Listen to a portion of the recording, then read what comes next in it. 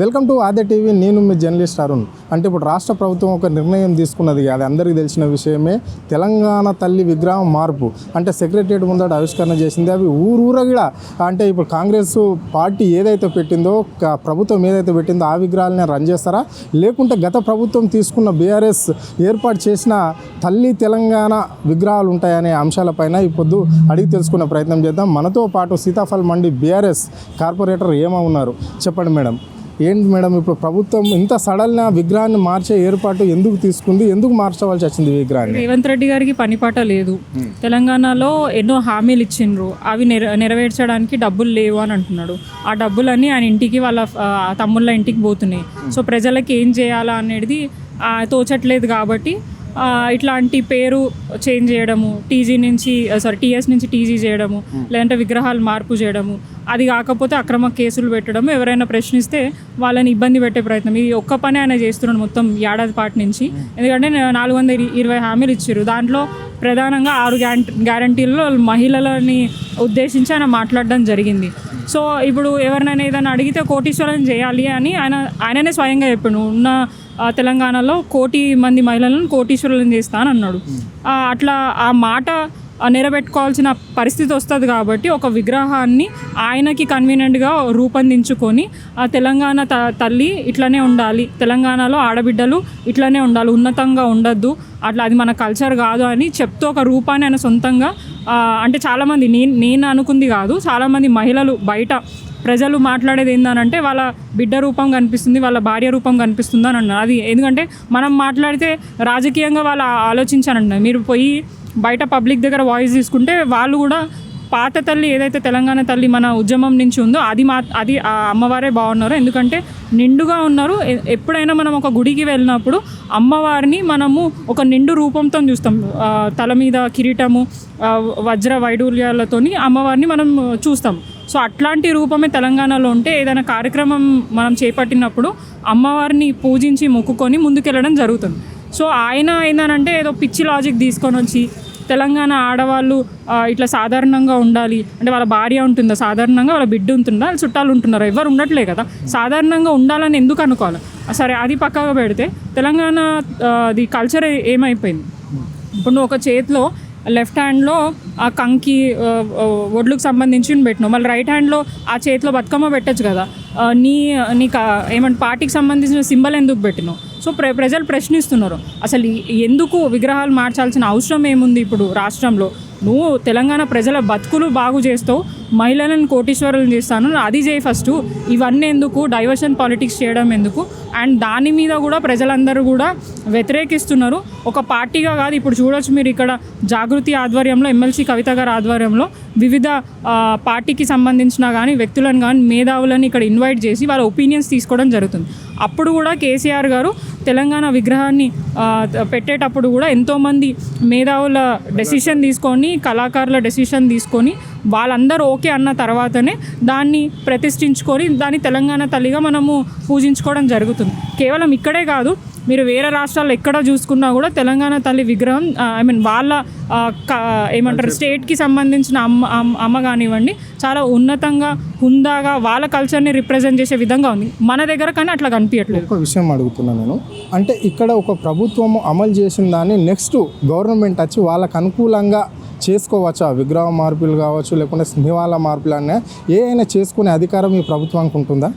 అసలు first of all చేయాల్సిన అవసరం లేదండి. మీరు చూడండి, వేరే రాష్ట్రాలలో ఎక్కడైనా కూడా ప్రభుత్వాలు మారుతూ ఉంటాయి. మారిన ప్రతిసారి మీరు విగ్రహాలు, ఇప్పుడు మీరు చూసుకుంటే ముందేమో మనకి కాంగ్రెస్ ప్రభుత్వం ఉండే, తర్వాత బీఆర్ఎస్ వచ్చింది. రాగానే ఎక్కడ మనము ఎటువంటి నేమ్స్ చేంజ్ చేయాలి. ఇప్పుడు రాజీవ్ గాంధీ ఇంటర్నేషనల్ ఎయిర్పోర్ట్ ఉంది, అది మేము చేయలేకనా? మేము ప్రజల మీద దృష్టి పెట్టినాం, వాళ్ళకు అవసరమైన పనుల మీద దృష్టి పెట్టి వాళ్ళ బాగులు అంటే వాళ్ళ వెల్ఫేర్ గురించి ఆలోచించి మనం పనులు చేసినాం తప్ప ఇట్లా పేర్లు మార్చే కార్యక్రమాలు ఎవరు కూడా పెట్టలేదు. తెలంగాణ రాష్ట్రంలో జరగలేదు, వేరే రాష్ట్రాల్లో ఎక్కడ కూడా జరగలేదు. కానీ ఈయనకి పని పాట లేక, తెలంగాణ ప్రజలకి ఇచ్చిన హామీలు నెరవేర్చలేక ఇప్పుడు ఏడాది అయినా మొన్న రీసెంట్గా వాళ్ళు సెలబ్రేషన్స్ చేసుకోవడం జరిగింది. ఆ సెలబ్రేషన్స్లో కూడా ఆయన ఏమైనా గొప్పగా చేసినాం మేము కొత్తగా ఇట్లా ఒక జియో తీసుకొని వచ్చినాం అంటే జియో అంటే ప్రజలకు మంచి చేసే విధంగా ఏమైనా కొత్తగా జియోలు తీసుకొచ్చారంటే కాదు. టీఎస్ని టీజీగా మార్చడం జియో తీసుకొచ్చిండు అండ్ ఈ తెలంగాణ తల్లి విగ్రహం మార్చిన జియో తీసుకొచ్చిండు. ఇవి రెండు తప్ప తెలంగాణ ప్రజలకి మంచి జరిగే జీవోలు మాత్రం ఇప్పుడు దాకా తీసుకురాదు. గురుకులాలలో ఎన్ని ఇన్సిడెంట్స్ జరుగుతున్నాయి, పిల్లలు ఆ ఫుడ్ తిని అస్వస్థతకి గురయ్యి హాస్పిటల్ పాలయ్యి ప్రాణాలు పోతున్నాయి. 49 మంది ఇప్పటిదాకా చనిపోయినారు. మరి వాటి మీద అధికారులను కానీ ఎవరినైనా ఏదైనా జీవో ఇచ్చి దీన్ని మార్చాలా, కొత్తది ఏదైనా తీసుకురావాలా, అట్లా ఎడ్యుకేషన్ పాలసీ కానివ్వండి, ఇంకా అడ్మినిస్ట్రేషన్కి సంబంధించింది కానివ్వండి, మున్సిపల్ అట్లాంటివి ఎటువంటి జీవోస్ తీసుకురాలేదు. కానీ పిచ్చి జీవోలు, పనికిరాని జీవోలు, ప్రజలకి అవసరం లేని జీవోలు తీసుకొని వచ్చి ప్రజలను ఇబ్బంది పెట్టే ప్రయత్నం చేస్తున్నారు. ఇప్పుడు కూడా ఎవరైనా ఆ విగ్రహం గురించి మాట్లాడితే కేసులు పెడతాము, దాని గురించి మాట్లాడదు. అండ్ తెలంగాణ రాష్ట్రంలో విగ్రహాలు ప్రతి ఒక్క జిల్లాలలో మారుస్తామని అంటున్నారు. కానీ వాళ్ళు గిట ఈ ప్రయత్నం చేస్తే మాత్రం తీవ్రమైన పరిణామాలు ముందు ఎదుర్కోవడానికి వాళ్ళు సిద్ధంగా ఉండాలి. అంటే మీరు అంటున్నారు విగ్రహం తల్లి అంటే కిరీటం ఉండాలి అని మీరు అంటున్నారు. అంటే సీఎం ఏమంటుండంటే తెలంగాణ తల్లికి కిరీటం ఉండదు, బంగారు ఆభరణాలు ఉండవు. మామూలుగా గ్రామాలలో ఉండే మహిళలను దృష్టిలో పెట్టుకొని ఈ విగ్రహాన్ని ఏర్పాటు చేయడం జరిగిందని సీఎం అంటున్నాడు. మళ్ళా అక్కడ కాంగ్రెస్ నాయకులు కూడా కొంతమంది ఏమంటున్నారంటే బతుకమ్మ ఎందుకు, బతుకమ్మ ఎక్కువ శాతము గ్రామాలలో కావచ్చు, ఇంకా పట్టణాలలో కావచ్చు, అందరూ బతుకమ్మ ఆడరు. మహిళలు కొందరు మాత్రమే ఆడతారు. వాళ్ళు మాత్రం హయ్యర్ క్యాస్ట్ వాళ్ళు మాత్రమే ఆడతారు, లోయర్ క్యాస్ట్ వాళ్ళు ఆడరు. కాబట్టి బతుకమ్మకు పెట్టడం లేదు మా ప్రభుత్వము. మామూలు కామన్ మహిళ ఎట్లా ఉంటుందో ఊర్లల్లో పనిచేసే వాళ్ళు ఎట్లా ఉంటారో గట్ల రూపు చేసినాం దీన్ని అంటున్నారు. దాన్ని ఎట్లా చూడొచ్చు అంటే ఇప్పుడు రూపాలు నిజంగా మనము ఇప్పుడు ఒక విగ్రహాన్ని ఏర్పాటు చేసుకున్నప్పుడు తల్లి అని అంటున్నాం, అమ్మవారి రూపంలో మనం చూస్తున్నాం. సో అమ్మవారులని మనం అంటే కిరీటం లేకుండా కానీ అంటే జ్యువెలరీ లేకుండా అయితే మనం ఎక్కడ చూడలేదు, నిండుగానే చూసినాం. అట్లనే తెలంగాణ తల్లిని కూడా అట్లనే మనం అనుకున్నాం. అండ్ ఇది ఒక్క కేసీఆర్ గారు డిసైడ్ చేసింది కాదు కదా, తెలంగాణలో సబ్బండ వర్గాల ప్రజలు దాన్ని ఆమోదించిన తర్వాతనే ప్రతి జిల్లాల వేదికలలో జిల్లాలలో అండ్ ప్రతి ఒక్క దగ్గర మనం తెలంగాణ తల్లిని విగ్రహాన్ని ఏర్పాటు చేసుకొని ఏ కార్యక్రమం అయినా కూడా తెలంగాణ ప్రభుత్వం కానివ్వండి, పార్టీ తరఫున కానీ ఏ కార్యక్రమం అయినా అక్కడి నుంచి మనము ముందుకెళ్ళడం జరుగుతుంది. ఈయన నిజంగా చెప్తున్నా కదా, వాళ్ళ భార్యలు అట్లనే ఉంటారా అండి? ఇప్పుడు అమ్మ అని అంటున్నాడు ఆయన, వాళ్ళ అమ్మని అట్లనే పెట్టిండా? ఎటువంటి ఏంటంటే కామన్ డైరెక్ట్ చెప్పిండు కదా, మా అమ్మ గుర్తొస్తుంది, మా అమ్మ లాగా ఉంది విగ్రహం అయితే అదే అనుకుంటా, వాళ్ళ అమ్మని పెట్టుకోవాలని అనుకుంటున్నాడు. సో ఇక్కడ ఆయననే చెప్పిండు అని మీరు అంటున్నారు కాబట్టి, సో అంటే ప్రజలు అన్నారు, అది నేను ఒక ఇండివిజువల్గా కాకుండా నాకు కూడా ఆ ఫీలింగ్ ఉంది, నాకు కూడా ఒపీనియన్ ఉంది. సో ఇది నా ఒక్క ఇండివిజువల్ ఒపీనియన్ కాదు, తెలంగాణలో చాలామంది ప్రజలు దాన్ని వ్యతిరేకిస్తున్నారు. అండ్ దాని కల్చర్ ఇప్పుడు మన రాష్ట్రంలో కూడా ఎక్కడ అంటే వేరే రాష్ట్రాలలో పూలను పూజించే పండుగ ఎక్కడ లేదు. అండ్ మహిళలు తలలో పెట్టుకొని అది ఏమంటారు, ముత్తైదులు అంటారు కదా, మనం ముత్తైదులలో అదొక భాగం పూలు అనేది. సో దాన్ని పూజించుకొని గౌరవాన్ని మధ్యలో పెట్టుకొని పూజించి మనం ఎంతో గొప్పగా జరుపుకునే పండుగ అని అది ఎక్కడ కూడా లేదు, ఏ రాష్ట్రంలో కూడా, కేవలం తెలంగాణ రాష్ట్రంలోనే ఉంది. ఇప్పుడు ఈయన రూపం నిజంగా ఈయన ఏదైతే రూపొందించిన విగ్రహము వేరే రాష్ట్రాల్లో తీసుకొని పెడితే అది వాళ్ళదే అన్నట్టుగా ఉంటుంది, అక్కడ రిప్రజెంట్ ఏం లేదు. సో బతుకమ్మని ఎందుకు తీయాల్సిన అవసరం ఏముంది? ఇప్పుడు వాళ్ళ ఎమ్మెల్యే గారు ఎవరైతే అన్నారో అసలు ఆడరు అని వాస్తవం. అంటే 10 సంవత్సరాలు 15 సంవత్సరాలకు ముందు చాలామంది ఊర్లలోనే ఆడుతుండే, ఇక్కడ సిటీలలో చాలా తక్కువ, మేమైనా కూడా మా ఏరియాలలో కూడా చాలా తక్కువ మంది ఆడుతుండే. కానీ తెలంగాణ రాష్ట్రం ఏర్పడిన తర్వాత బతుకమ్మ ఉన్న విలువ ఏంటిదో చూపించి దాని కల్చరాన్ని బేస్ చేసుకొని ఉద్యమం కూడా నడిచింది. అండ్ ఏ ఉద్యమం టైంలో ఏ ప్రోగ్రాంలో అయినా కూడా బతుకమ్మని తీసుకుపోయి మనం ఆడి మన కల్చర్ని రిప్రజెంట్ చేస్తూ ఆ కార్యక్రమాలని ముందుకు తీసుకెళ్తాం. సో అదే కార్యక్రమం ఇప్పుడు ఎందుకు తీయాల్సిన అవసరం ఏమొచ్చింది? అండ్ ఇక్కడ చాలామంది మేధావులు మాట్లాడుతున్నారు, అసలు తల్లి అన్నప్పుడు అమ్మ అన్నప్పుడు పుస్తలు ఉండాలా, ఆ పుస్తలు లేవు, ఏదో ఆయనకి కావాల్సిన జ్యువెలరీ ఆయన వేసేసి సాధారణంగా ఒక మహిళను పెట్టిన అనేది మాత్రం మేము యాక్సెప్ట్ చేయము. అండ్ మేమే కాదు చాలామంది ప్రజలు కూడా యాక్సెప్ట్ చేయట్లేదు. బతుకమ్మ ఒకప్పుడు నేను కూడా ఒక ఐటీ ఎంప్లాయీనే అండి, నాకు కూడా అంత బతుకమ్మ గురించి ఎక్కువ ఐడియా లేకుండే. మా నాయనమ్మలు ఆడుతుండే, మా అమ్మ వాళ్ళకు కూడా అంత ఇది లేకుండే. సో ఏదైనా ఈ దసరా పండుగ ఏదైనా వచ్చిందంటే మేము ఊర్లలో పోయి పండగని సెలబ్రేట్ చేసుకుంది. కానీ ఇప్పుడు తెలంగాణ రాష్ట్రం బీఆర్ఎస్ ప్రభుత్వం ఉన్న 10 సంవత్సరాల కాలంలో నేను ఎక్కడైతే జాబ్ చేసినానో ఆ గూగుల్ క్యాంపస్ ఉన్న ఏరియానే కానీ హైటెక్ సిటీ ప్రాంతంలో తెలంగాణ బోనాలు కానివ్వండి, బతుకమ్మని కానీ చాలా ఘనంగా సెలబ్రేట్ చేసుకున్నారు.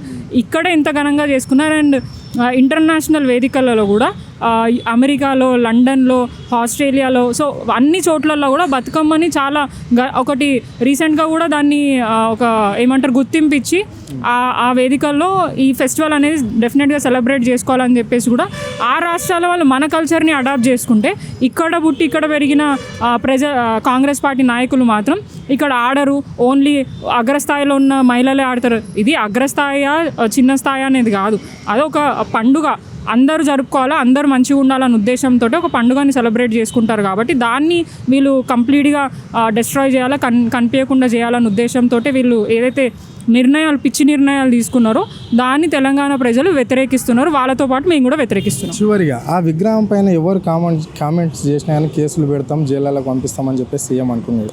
గతంలో కవితమ్మ లాగా ఉంది అని చెప్పేసి కాంగ్రెస్ వాళ్ళు ఎన్నోసార్లు కామెంట్ చేశారు. మరి అప్పుడు కేసులు అయినాయా?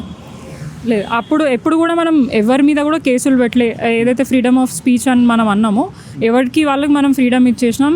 ఎవరు విమర్శించే వాళ్ళు విమర్శించరు, అప్రిషియేట్ చేసిన వాళ్ళు అప్రిషియేట్ చేస్తారు. వీళ్ళ మూర్ఖత్వం ఇప్పుడు ఆ విగ్రహము ఒక రూపంలో ఉన్నదని చెప్పేసి బీఆర్ఎస్ పార్టీ నాయకులు అనలే, కామన్ పబ్లికే అంటున్నారు. అంటే క్లియర్గా ఆ రూపంలో కనిపిస్తుంది.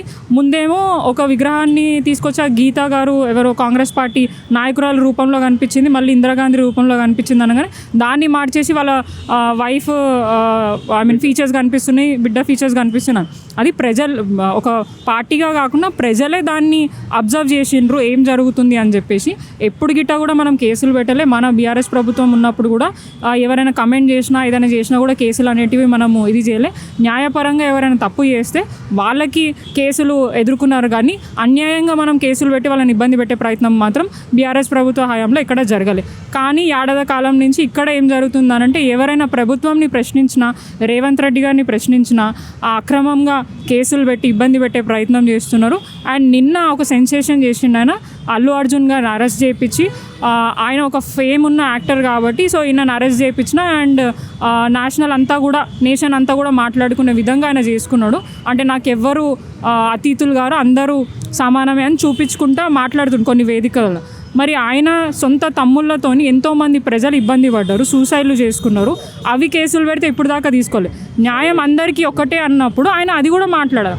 ఆ వేదికల ద్వారా వాళ్ళని ప్రశ్నించారు కూడా. అంటే ఆయన డైరెక్ట్గా చెప్తారు, ఎవరు ప్రశ్నించినా డైరెక్ట్గా తీసుకుపోతాం, జైల్లో పడేస్తాం అంటున్నాడు. అంతే ఒక నియంతలాగా, ఒక రౌడీలాగా, ఒక గూండాలాగా ఆయననే ప్రజలని ఇబ్బంది పెడుతున్నారు. ఉల్టా ప్రతిపక్షం మీద పిచ్చి పిచ్చిగా మాటలు మాట్లాడుతున్నారు. సో ఇది జరిగేది. ఇది పరిస్థితి. అంటే రాష్ట్రంలో మాత్రము సీఎం ఇచ్చిన హామీలు ఏం నెరవేర్చకుంటేనే ఇష్టానుసారంగా పాలన చేస్తున్నాడు. సో ప్రశ్నించిన వాళ్ళను మాత్రము అరెస్టులు చేయడము, విగ్రహాలు మార్చడము ఆయన ఇష్టానుసారంగా చేస్తున్నాడు. అంటే ప్రజల మనోభావాలను దెబ్బతీసే విధంగానే రేవంత్ రెడ్డి పాలన ముందుకు పోతుందని చెప్పేసి ఏమో చెప్పడం అనేది జరిగింది. కెమెరా పర్సన్ ప్రవీణ్ తో అరుణ్, ఆద్య టీవీ, హైదరాబాద్.